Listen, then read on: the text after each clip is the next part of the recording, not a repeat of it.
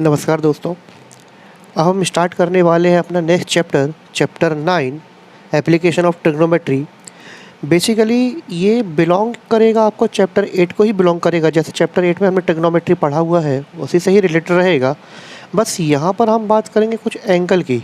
अब जो यानी एलिमेंट रखा होगा या जो ऑब्जेक्ट रखा होगा कुछ एंगल बनाते हुए रखा होगा, वो एंगल किसके रिस्पेक्ट में बनाएगा? बेस के अबाउट बनाएगा। ठीक है, फॉर एग्जांपल हम डायग्राम से समझ लेते हैं। जैसे हमारे पास एक वॉल है, तो ये ए बी एक हो गई वॉल और ये हो गया उसका बेस। इस पर एक हम क्या रख दें, एक लैडर रख दें, एक सीढ़ी रख दें जो इंक्लाइंड रहेगी, तो वॉल पर इंक्लाइंड रहेगी। तब हम देखें ये जो लैडर रहेगा इस वॉल के रिस्पेक्ट में वो एंगल कैसा बना रहा है इस बेस के अबाउट में। जो भी एंगल बनाएगा, चाहे वो इसके लिए बात करें चाहे इसके लिए बात करें, सेम रहेंगे दोनों के लिए, तो वो कहलाएगा आपका क्या? हमेशा एप्लीकेशन ऑफ ट्रिग्नोमेट्री की ही बात करेंगे उसमें। तो हम एंगल से रिलेटेड बात करेंगे यहाँ पर। हम क्लियर चीज़ें। अब एंगल निकालेंगे हम, या एंगल भी निकालने बोलेगा, साइड निकालने बोलेगा, जो भी हमें क्वेश्चन में निकालने बोलेगा हम वो निकालते हैं। तो अब डायग्राम में देखें क्या क्या कराएगा। ये तो आपको मालूम है परपेंडिकुलर, ये बेस, और ये कहला जाएगा आपका हाइपोटेनियस, मतलब परपेंडिकुलर लंब, आधार और कर्ड। ये जो इंक्लाइंड लाइन रहती है इसको हम कहते हैं लाइन ऑफ साइट। ठीक है, हिंदी में कहते हैं इसको हम तिर्यक ऊंचाई। ठीक है, अब बात करते हैं हम कि लाइन ऑफ साइट होता क्या है। The line of sight is the line draw from the eye of an observer to the point in the object view by the observer. मतलब अगर लाइन ऑफ साइट की हम बात करें तो एक ऑब्जर्वर रहेगा और एक ऑब्जेक्ट रहेगा। तो ऑब्जर्वर अपनी आँखों से ऑब्जेक्ट को जब देखता है तो एक स्ट्रेट लाइन से ही देखेगा, सीधी लाइन से।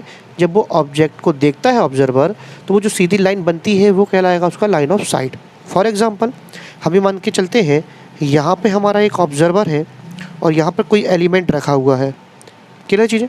अब वो जो ऑब्जर्वर है वो ऑब्जर्वर उस ऑब्जेक्ट को किस तरीके से देखेगा? अपनी आँखों से ऊपर की तरफ देखेगा। ठीक है, तो जब वो यहाँ से ऊपर की तरफ देखेगा तो ये एक स्ट्रेट लाइन बन जाएगी ऑब्जेक्ट को देखते हुए। तो वो स्ट्रेट लाइन क्या कहलाएगी? इसकी लाइन ऑफ साइट।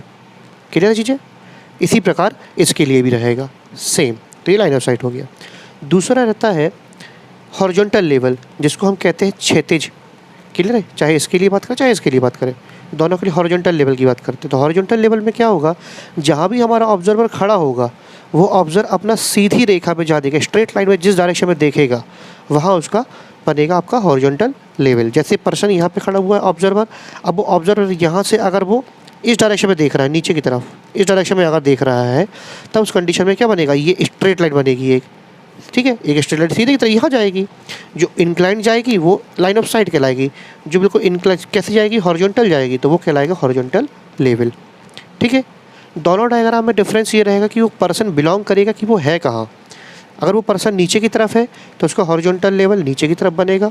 अगर वो पर्सन मान के चलो इस डायग्राम में मान के चलो कहाँ पर है, वो ऊपर की तरफ आ गया, तो उसका हॉरिजॉन्टल लेवल कहाँ बनेगा? ऊपर की तरफ बनेगा।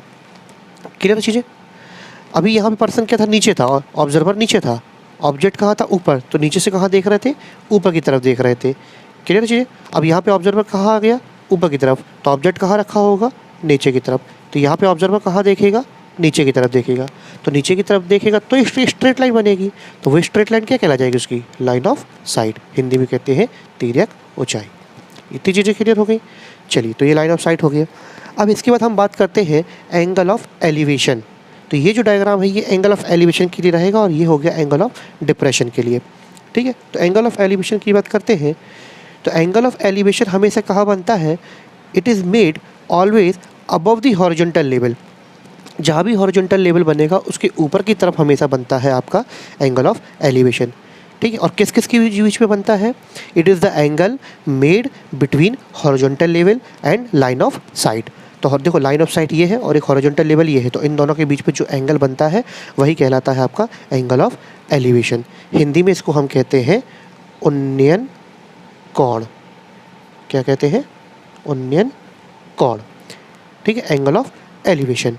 तो कोई भी पर्सन, या एक प्रकार से हम ऐसा भी देख सकते हैं कि कोई भी पर्सन जो नीचे की तरफ हो, मतलब ऑब्जर्वर नीचे हो और ऑब्जेक्ट ऊपर की तरफ हो, तो नीचे से ऊपर की तरफ जिस पर देखते हैं वहाँ हमेशा एंगल ऑफ एलिवेशन बनेगा। और जहाँ पर ऊपर से नीचे देखेंगे हम, वहाँ हमेशा एंगल ऑफ डिप्रेशन बनेगा। हिंदी में इसको कहते हैं अवनमन कोण। अवनमन कोण, ठीक है। ये भी एंगल आपका लाइन ऑफ साइट और हॉरिजॉन्टल लेवल के ही बीच में बनेगा, क्लियर, दोनों में। लेकिन बस फ़र्क इतना रहेगा कि जब एंगल ऑफ एलिवेशन बनेगा मतलब उन्नयन कोण बनेगा तब ऑब्जर्वर हमारा नीचे की तरफ होगा, और डिप्रेशन की बात करें तो वहाँ पे ऑब्जर्वर ऊपर की तरफ होगा। तो एंगल ऑफ एलिवेशन में जो भी हमारा एंगल ऑफ एलिवेशन बनेगा वो कहाँ बनेगा, अबव दी हॉरिजॉन्टल लेवल, मतलब हॉरिजॉन्टल लेवल के ऊपर की तरफ बनेगा। और एंगल ऑफ डिप्रेशन में जो भी हमारा एंगल ऑफ डिप्रेशन बनेगा वो कहाँ बनेगा, हॉरिजॉन्टल लेवल, देखो अब कहाँ आ गया, ऊपर आ गया, तो वहाँ से कहाँ बनेगा वो नीचे की तरफ।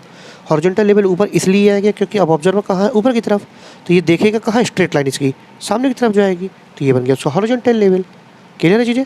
और उसके नीचे की तरफ देखेंगे तो ये बन गया उसका लाइन ऑफ साइट, तो इन दोनों के बीच में ये एंगल बन गया। फिर इसके यहाँ पे एक अल्टरनेट एंगल बन रहा है, हिंदी में कहते हैं एकांतर कोण, क्या बन रहा है, QAC, मतलब QAC किसके इक्वल बन रहा है, QAC ACB के, एंगल ACB कितना बन रहा है, थीटा। ये कौन सा कोण कहना जाएगा हमारे पास, अल्टरनेट एंगल, हिंदी में कहते हैं एकांतर कोण। इतनी चीज़ें क्लियर हो गई आपको, ये समझ में आया होगा, ये बेसिक है ना। हमारे पास क्या होगा, कभी ये साइड पूछ लेगा, परपेंडिकुलर साइड पूछ लेगा, मतलब जिसको हम हाइट कहेंगे, हाइट पूछ लेगा, कहीं हाइपोटेनस पूछ लेगा, कहीं बेस पूछ लेगा, ठीक है। तो जो भी हमको साइड दी होगी उस पर रिलेशन बनाते हुए हम उस चीज़ को फाइंड करेंगे, क्लियर चीज़ें। इसके लिए चैप्टर 8 में पढ़ा हुआ जो हमने टेबल पढ़ा हुआ था, साइन टेन कॉस सबकी वैल्यू हम निकालते थे, उस टेबल का इसमें यूज़ होगा, क्लियर है। ये तो रहा बेसिक। नेक्स्ट वीडियो में आपको चैप्टर मिल जाएगा, उसमें हम 9.1 करेंगे क्योंकि एक ही एक्सरसाइज है, उसको सॉल्व करेंगे, क्लियर है। चैनल को लाइक सब्सक्राइब करते रहिए, धन्यवाद।